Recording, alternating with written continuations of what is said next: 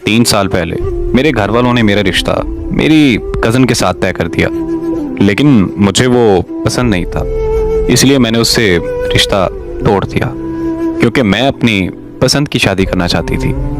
इन्हीं दिनों मुझे सोशल मीडिया पे एक लड़के के मुझे रोज़ मैसेज आया करते थे, पता नहीं क्यों, लेकिन मैंने उसे रिप्लाई कर दिया। हमारी बात होना शुरू हो गई और एक दिन हमें मोहब्बत हो गई। वो लड़का ऑस्ट्रेलिया में रहता था और काफ़ी मुश्किलात से गुजर रहा था।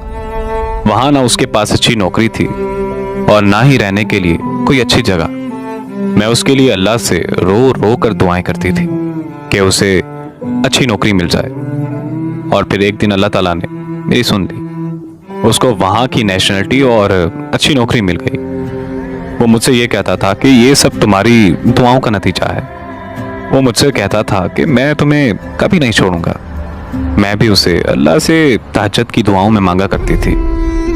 हम सारा दिन सारी रात बातें करते रहते थे। उसने मुझसे ये कहा था कि वो पाकिस्तान आकर मुझसे शादी करेगा। उसके आने से 15 दिन पहले मेरी अम्मी अल्लाह ताला को प्यारी हो गई। उन दिनों मुझसे बात भी नहीं होती थी, जिसकी वजह से हमारा राब्ता बहुत कम होता था। उसके पाकिस्तान आने के 20 दिन बाद मैं कुछ बेहतर हो गई। हमने एक दूसरे से मिलने का प्लान बनाया। उसने मुझे एक कमरे में बुलाया और मैं मिलने चली गई। वहाँ मेरे ना चाहते हुए भी हमारे दरमियान सब कुछ हो गया। उस दिन के बाद उसने मुझसे राब्ता करना ही छोड़ दिया। मैं इतने मैसेज करती, इतनी कॉल्स करती, पर उसका एक जवाब भी नहीं आता था। और फिर एक दिन वो मैसेज पर कहने लगा कि हम एक दूसरे से मैच नहीं करते, हम दोनों की सोच बहुत अलग है, इसीलिए मैंने ये फैसला किया है कि हमें ये रिश्ता ख़त्म कर देना चाहिए। और फिर उसने मुझे सॉरी कहते हुए ब्लॉक कर दिया।